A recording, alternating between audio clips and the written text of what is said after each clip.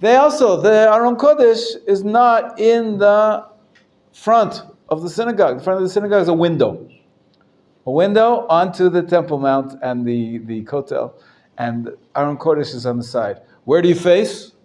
Not the Aron Kodesh. You face the Jerusalem. You face the Temple Mount. Some synagogues made a mistake when they built it. And the building, or maybe they using another building that was built not as a synagogue. They use a room. You rent out a room to pray in, and if you face towards the center of the room, Jerusalem's that way. But the architecture leads you to put the Aron Kodesh at this place. So what do? For the Amidah, and only for the Amidah, you should be facing Jerusalem. And the extreme case is, what's the example of that? The Kotel. Many people, they come to the Kotel, you pray towards the wall, right? You pray opposite the Kotel. Which is nothing, it's okay. For the Amidah, a little bit to the left. You should really be turning towards the place where the Beit HaMikdash was, where the Kodesh Kodashim was, which is a little to the left of where the current Kotel Plaza is. And so many people do that. Many people don't know. If you're in a community and everybody's facing the same way, you shouldn't stand out from the community and pray differently than everybody else. So you follow the majority. But if everybody's doing their own thing, proper thing, if there's a rabbi, he should tell everybody, tilt a little bit to the left, to face Jerusalem, even if it's away from the Aron Kodesh. Doesn't have to be precisely, you don't have to pray towards the Torah, we're praying towards God. And the prayers go through Jerusalem. So this is the something I was thinking about. What else? About standing with the foot together. Yeah. It's also written somewhere. Mm. It's about the angels. Because the angel also put the foot together. But I learned an angel only have one foot. That's right. It says that on the top of page 231. A quote from Yechezkel, chapter 1, verse 7. Their legs are a straight leg. So we try to be like angels a little bit and be, more holy, more elevated. And so we sort of imitate their posture by putting our legs together. It's also, he says, a sign of respect. You're in front of the king, you are not going anywhere. You're sort of submitting to his authority by standing straight with your feet together. Nowadays in the army, you stand at attention, right? Yes. Standing at attention is a sign of respect. Okay. So many people still, like I said, my Rosh Yeshiva would stand at attention. Although it's quite common that people actually stand a little bit bent over in humility, in a show of being humble. You shouldn't really be bowing for the entire prayer, because there's only 5 times you're supposed to bow. Did you read that section yet? Yes. When are the 5 times you bow? Beginning of Avot, the beginning of the first bracha, and the end of the first bracha, Magen Avot, Magen Avraham, right? And the beginning and the end of the bracha of Modim, exactly. And another one. What's the last one? When you leave, when you take 3 steps back. Good, very good. Yeah. Beginning and end of Modim Lach? Yeah. What's the beginning? It starts with the words Modim Anachnu Lach. What's the end? Blessed. Baruch Ata Hashem. What is the end of it? Hatov Shimcha Ulecha Naeh Lehodot. But the bracha at the end. That's after the peace section, Ken. No, before. Peace is afterwards. Because blessed, then it's Sela, Ken. Sela. Can I change things? Sure, take a Siddur, sure. You gotta make sure you know what we're talking about. Yes. The truth is, I believe that at some point in history, the reason why we bow for the first bracha and for the bracha of Modim is because it's an indication that Modim was the last bracha. The bracha of Sim Shalom was added later. And so the first and the last bracha, also in terms of intention, you must have in mind the first bracha, the first pasuk of Shema we spoke about, and also the first bracha of Shmona Esrei. Some people say the last bracha of Shmona Esrei as well. Yeah, the most important parts of the Shemona Esrei are the beginning and the end. So that's another indication that the Modim was the last bracha at some point. Yeah. Dus de blessing about the peace is the 19, the extra prayer. Yeah, it is the 19th, but usually we say that this was part of the ancient prescription. The one that was added later was the one against the heretics. The heretics. Okay. V'lemal shinim, yeah. Yes, it's the one. La'al. It doesn't end there. You continue with V'chol HaChaim. It doesn't end there. It ends here, the blessed, can? Blessed are you, Yeah, exactly. blessed, Blessed are you. That's the What is bracha. the That's end where of we. Modim? Okay. That's the end of Modim, That was exactly. so new, Yeah, it's complicated because there's also Al Hanisim in the middle, right? That we add on Chanukah and Purim. This part, we add that sometimes. So you don't see it. Your eye doesn't see the beginning of Modim and the end of Modim together. Usually, because there's so much other stuff. My book, my siddur is like in a column, can? Right. The column with the Chazan, and then Right. I always think like that column is it. No, the end of the bracha of Modim is Baruch Atah Hashem, like all the blessings of the Shemona Esrei. All the 18, 19 blessings, But you don't need. they don't start with Baruch except for the first one, but they end with a Baruch. Each one ends with a Baruch. In the beginning, each one starts off with words, yeah. You don't need every time. You don't need to what? In the beginning. To bow? Only the first bracha and the last bracha. No, but if you say Modim La, you only bow, you don't kneel. That's right. You don't move your knees because this is the Ashkenazi custom. When you say the word Baruch, I'll demonstrate. I've done it before. I don't know if you were here, but so it goes Baruch. But the word for knee in Hebrew is Berech. Yeah, Berech. So Baruch is we bend our knees. So Baruch, okay. Atah. Okay, your spine curves a little bit, and your head is down. And then, when you lift up, the Talmud says it's sort of like a snake. Right? The snake lifts up its head first, and then you straighten up the rest of the body. And only then, when you're totally straight, maybe your hands are like this, maybe your hands are like this, whatever your custom is, then you say Hashem's name. So Baruch, Atah, you wait. Hashem. Okay? Hashem only after you're standing straight again.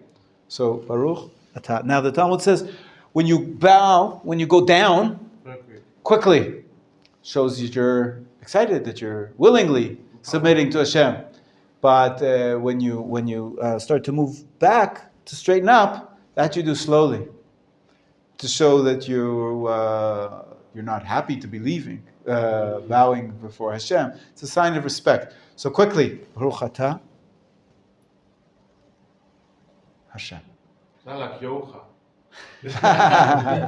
Yeah, that's right. This is Jewish yoga, no question about it. That's how you move your body. And then, for Modim, this is what Eitan was saying, there's no Baruch. There's a Baruch at the beginning of the Shemona Esrei, Baruch Atah Hashem Elokeinu Elokei Avotinu. And then at the end of the first bracha, Baruch Atah Hashem, again Avraham. But then when you come to the Modim, there's no Baruch. So you don't move your knees, you just bow. Modim, Anachnu Lach. And then the name. Hashem.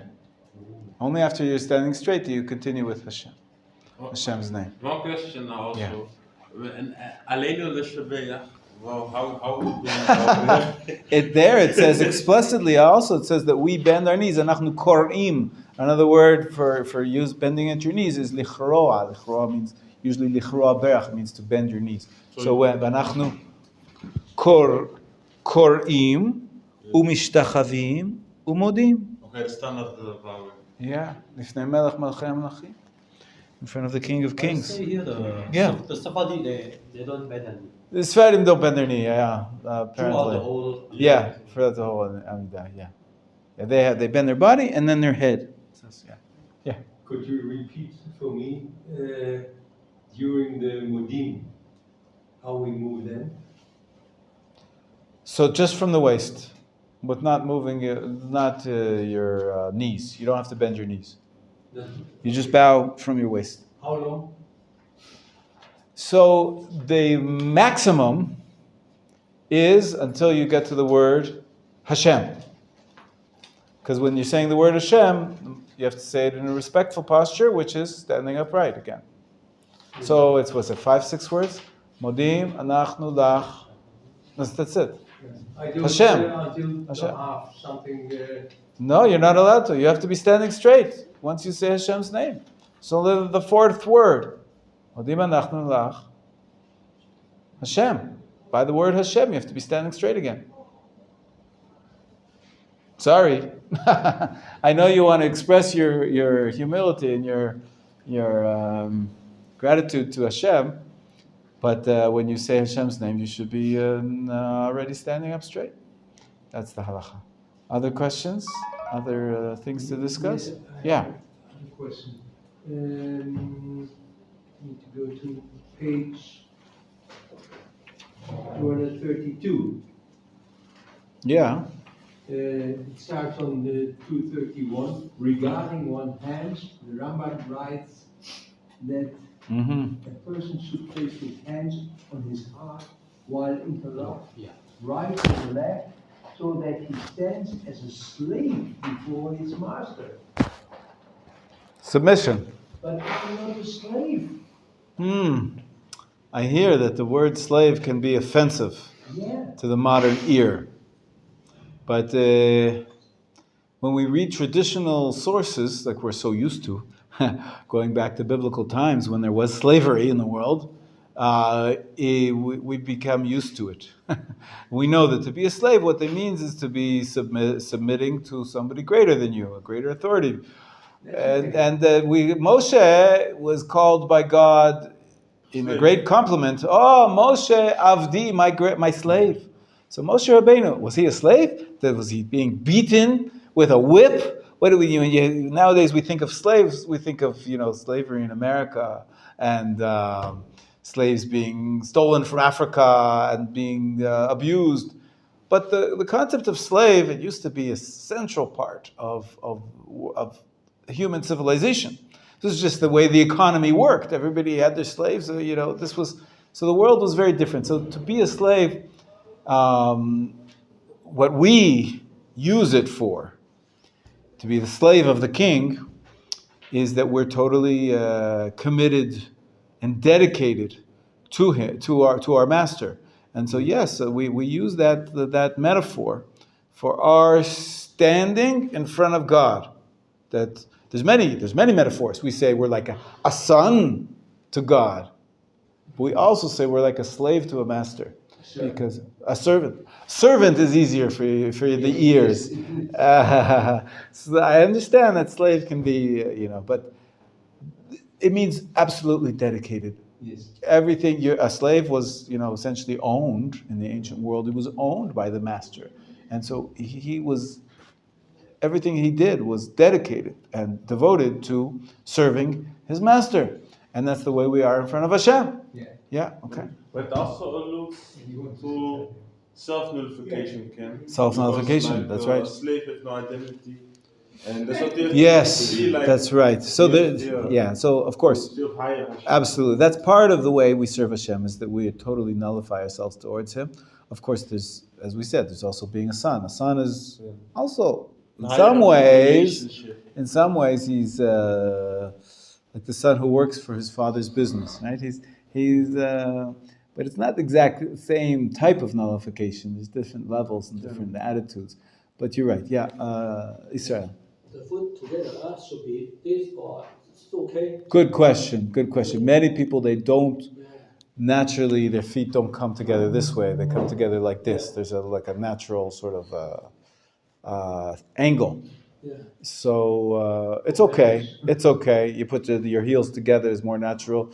Ideally, they should be totally together, just like 1 foot, right? We're trying to sort of imitate what it says about the angels, that they have 1 foot. The more closer they are, it looks more together.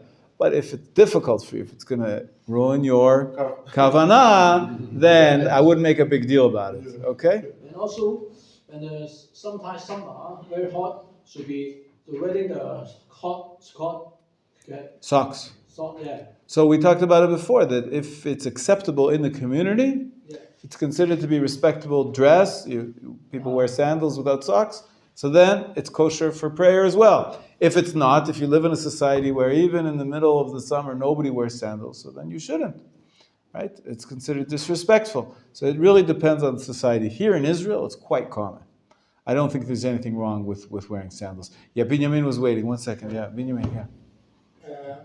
For your information, there is 2 countries that in the constitution have discriminations. Mauritania Yeah. is legal to have, by the constitution, to have slaves. Wow. Interesting. Mauritania. Okay. Mauritania, yeah. Yes. Yeah. And by the constitution, Venezuela, Really? Oh, really? not slaves, but the Jews is not allowed.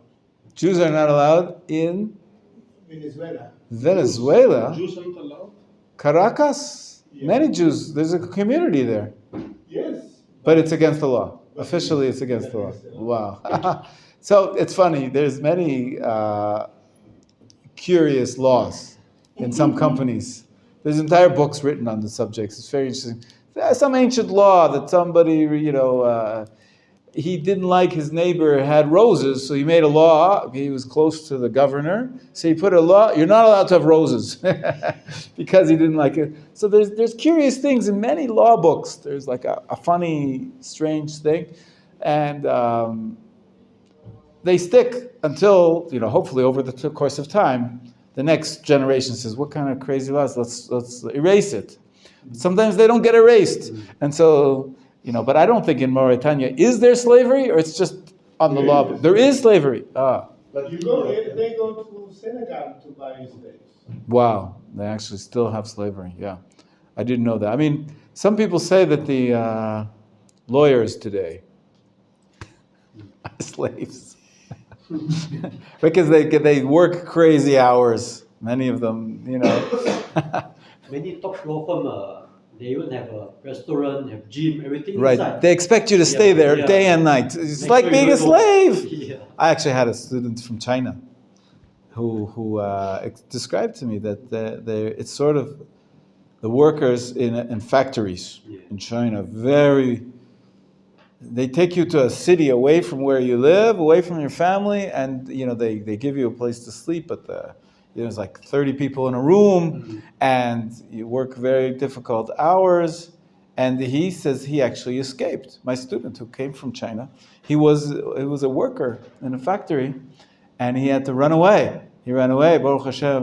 Now he's in Israel. He's married and has a child. And Baruch Hashem, and he has a job. And he's not a slave anymore. But he says it was very similar to slavery, the way it was. The society was structured there. You know what I'm talking about in China? Yeah, you've seen such things. Yeah, And India also.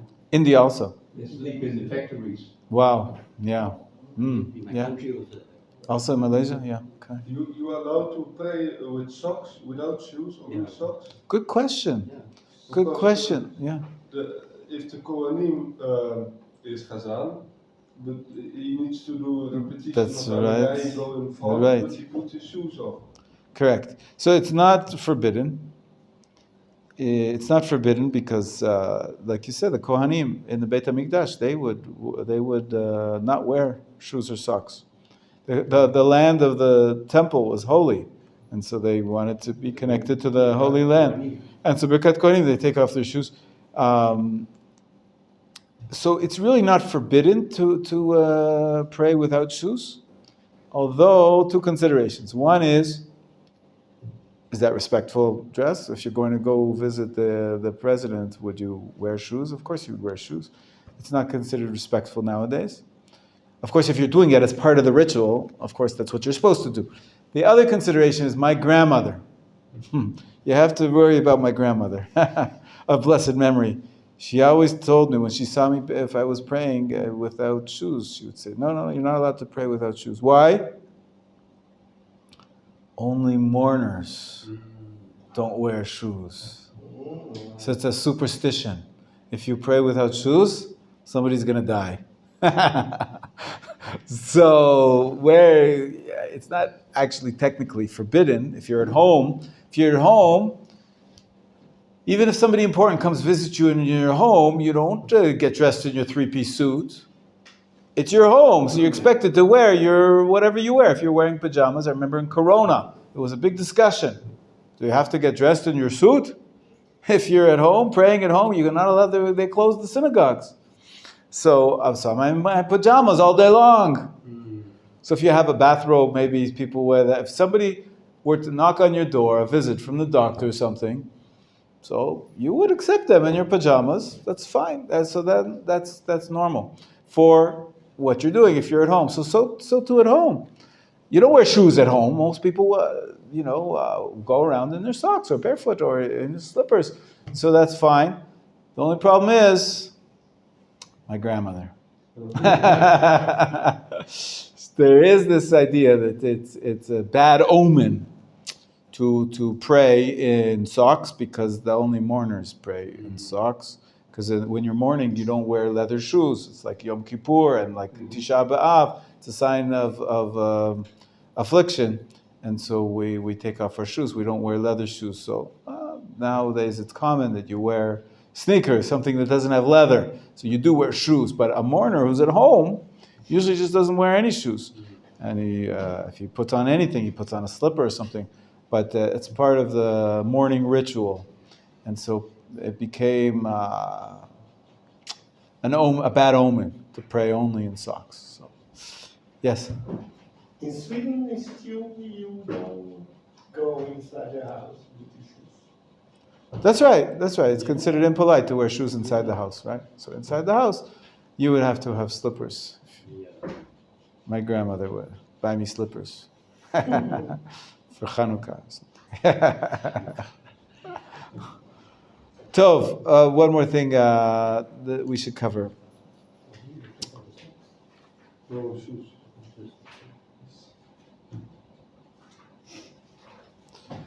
Page 238. I don't know if you got there, but I did. 238 and 239. Personal requests in the Amidah. Now, the men of the Great Assembly, in their great wisdom and divine inspiration, they made the nusach, the wording of the prayers for us very carefully. What a perfect wording.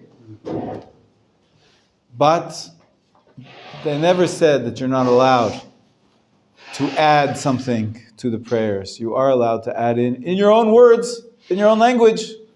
You can speak Dutch or German or Swahili. What's your native tongue, Benjamin? Sorry? Your native tongue? No. Tree? That's what? Tree. Okay. Tree. Like tree. No. No. I can't say it even. Tree. True. No. That's the language. Yes. Wow. So if you want to pray in your native language, No. you can't say it. You're allowed to. Where do you insert your personal prayers? In the Amidah. So it's on page 239. The ideal place to do that is in the Shomea Tfilah section. Shomea Tfilah is the catch-all. It's for Hashem. Hear all of our prayers about any topic under the sun, whatever you need to be praying for. There is a second option, and that is, depends what you're praying for. If you're praying for healing, for somebody who's sick, you put that in the bracha about healing. If you're praying for winning the lottery, then you pray for that in the bracha about livelihood, in the Birkat HaShanim. If you're praying for wisdom, you want to be able to study Torah, you put that into the Atah Chonein prayer, the prayer for Chonein Adat. So you're allowed to do that. Either one is kosher. Of course, you have to know which brachot, what they're about, to make it appropriate.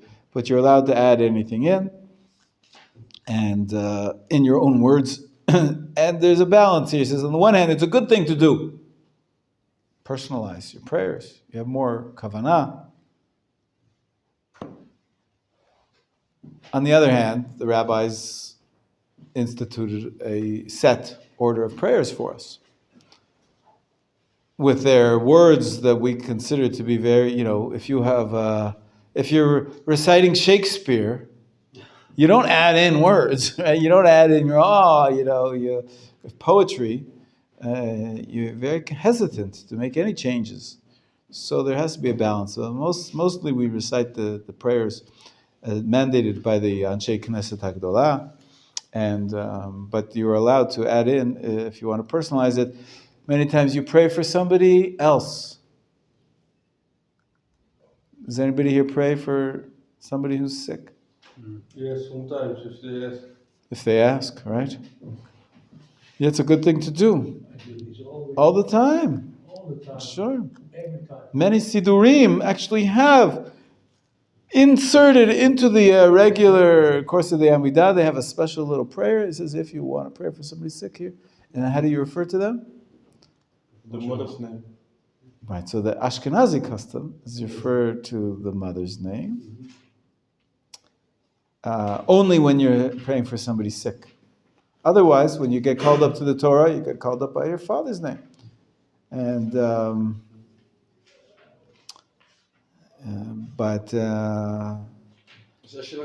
also when somebody dies, when someone passes away, it's quite the Ashkenazim use the father's name, your name and your father's name. Or if you're a convert, Avraham. And if you're praying for someone, so you say Ben Sarah. You can say. So non-Jews, you could just say their name. They're just their name, without their parents' name. But you can pray for non-Jews for sure. Yeah. It's a very strong moment to pray for someone else. Yeah. Like we hear in the yeshiva, sometimes we hear one of the Talmidim are sick, and if we know that, we need to pray for them. Right. It's so important. Right. Yafeh. What are you going to say, Eitan? Yeah. If they call you for the Torah reading, and I will convert.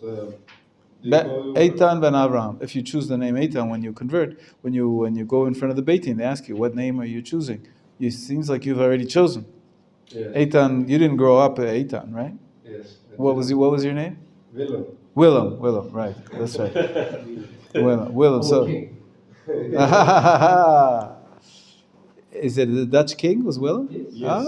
All four of them. Willem the first, Willem the second, Willem the third, and now is Willem Alexander. So he's Willem the fourth. Yeah. And in my family, I am Willem the second. Who else is Willem? From the sixth. Like I have 4 cousins named Willem, my grandfather, and an uncle. Wow. But you're the first Eitan. Yes. So you would be called Eitan ben Avraham. That's it. Yeah. And So, but the Sfardim sometimes use the mother's name even for other things. Make this difference. Customs. Listen. The customs are based on the various issues. It's well known that your lineage, when it comes to Jewishness, follows the mother, but when it comes to Kohen status, follows the father. So there's different issues. Some things you follow the mother, sometimes you follow. For Jewish status, it makes sense to follow the mother because sometimes you don't know who the father is. But the mother, you see her giving birth, so you can identify. And it became the custom that we follow that Judaism, Jewishness, it goes by the mother. If the mother's Jewish, then the child is Jewish. But for other things, for inheritance, it goes the father. It goes through the father. His children, the sons of the father, have to split his inheritance. And if there's another child brother or sister of the mother, it's not necessarily the same laws. So when it comes to calling up for the Torah, it doesn't say anywhere what you should do. When it comes for praying for the sick, the customs developed a little differently in different communities, whether you use the mother's name or the father's name. I remember one day I had been to Chabad, coming for Amida, for the reading Torah to the Bima, and they asked my name, and I said the name of my mother. Because this is what I'm used to do. No, you need to say the name of your father. Interesting. So, well, that's because they're Ashkenazim. They're used to being Ashkenazim. Sometimes, well, your father's not Jewish. It's Abraham. So what do you do? You're Jewish because your mother's Jewish. But what do you call yourself when you get called up from the Torah to the Torah? Are you going to say your non-Jewish father's name? Right? We say that's not appropriate. So you say Ben Avraham if you're expecting a male. But if Sephardi shul, sometimes they don't even call you by name. But if they do call you by name, sometimes they'll say your mother's name, and that's fine for that situation. But if you let me say your mother's Jewish, your father's not Jewish. Yeah. And his name is Smith. And they ask me, what's your father's name? I say, yeah, Smith. They can say, you still use that, but you have to be the only. Not really. The concept of lineage in Judaism is with Jews. Right? According to the halacha, there are many, many non-Jews that are married and that have children and that have families and that have lineages, but they're not considered families, halachically. Of course, biologically, parents are parents of the child, but halachically, it's not considered to be a parent-child relationship. And so, how can you say in the words, so-and-so Ben, the son of so-and-so, when they're not Jewish? It's not considered halachically a son of. Right, so that's why we try to avoid that. And we say the mother's name if she was Jewish, or Ben Avraham. Avraham is the father of all the converts. Baruch Hashem. He has a beautiful responsa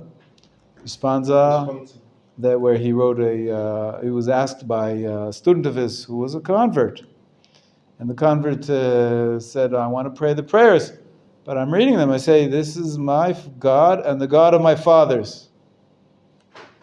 But my fathers are not praying to this God.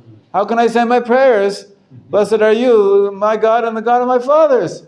And the Rambam writes back to him, he says, yes, you can pray the regular, standard prayers just like every other Jew. Because when you say, the God of your fathers, you mean your father Avraham. Avraham is considered the father of all the converts. And so you don't change anything in your prayers, you say everything. It's a good question. We covered it once upon a time when we were talking about the morning blessings. I don't know if we covered it actually, but we should, maybe I'll conclude with this today. It's a short discussion. We only have a few minutes. Does a convert say, Baruch atah Hashem, Elokeinu melech olam, shelo asani goy? Right? In the morning blessings, there's a bracha. Every Jew says, thank you, Hashem, for not creating me a Gentile, a non-Jew. Right? It's part of who we are as an identity. I'm proud to be a man and not a woman. I'm proud to be a free man and not a slave. And I'm proud to be a Jew and not a non-Jew. What if you're a non-Jew? You can't make that bracha. What if you were a non-Jew, but now you are a Jew? So you can. Some people say, some poskim, this is a big discussion, of course, many sources, there's pages and pages of material have been written about this question. But some people say, well, now you're Jewish, so you can say the bracha just like every other Jew. Like the Rambam wrote to his student, you could say all the prayers. But if you look actually particular, more particular, it says, the language of the bracha is, Shelo asani goy. You're thanking Hashem for not creating you a Gentile. So, who you converted? God made you a Gentile. How can you say that He didn't create you? He made you a Gentile, and you converted and became Jewish. So the language is very difficult. So some people say you should change it a little bit. Of course, it goes against the Rambam's idea that you have to say everything the same. But they say you should change it a little bit by saying, Shelo asani goy, ki goyei ha'aratzot. You add in 2 words. You don't actually change anything. You just add in 2 words. Just, you didn't make me a Gentile like all the other Gentiles, because and now I'm not like all the other Gentiles. I'm like a Gentile who converted, which is special. Some people say just leave it out. Don't recite that blessing if you're a convert. Yeah. I think you can say it because when you do conversion, you go in a mikveh, you start your new life. That's You're true. born again. Exactly. And God gives you a new soul. So God, at that point, He did not make you a Gentile. God made every morning when you go to sleep, you get a new soul, and God gives you that soul. So He didn't give you a Gentile soul. When you wake up the day after the mikveh, you get a Jewish soul. So this is, of course, mystical ideas of the souls, which I don't know anything about. But I will say one more thing, a beautiful commentary I saw. This fellow in Bnei Brak, very pious Jew, and he came to say his prayers. Before the prayers, he went over to the people that were gossiping, and because there was an election, and he wanted to know who's elected the prime minister. Who's the prime minister? And they told him, what the results were. So he didn't watch TV or whatever. And then he said his prayers. Afterwards, they asked him, so why did you go over to find out the news before you said your prayers? He said, when I have kavanah and my bracha, shelo asani goy, I think how happy I am to be a Jew. Even if I were to be a non-Jew and I were to be the president, the prime minister, the most important person, so I wanted to have in my mind, who's the most important person today? Still, I'm happy I'm not him. I'm not him, I'm happy to be a Jew. Simple Jew is better than even the most important non-Jew in the world. It's a beautiful idea. Yes, Micha. It's just the idea, but also about that phrase. I think maybe like when we say, thank Hashem for not making me Gentile, making me Jew. Maybe I think it's also like the essence of what's a Jew. That's right. Because there's a tradition that converts all stood at Sinai together with us.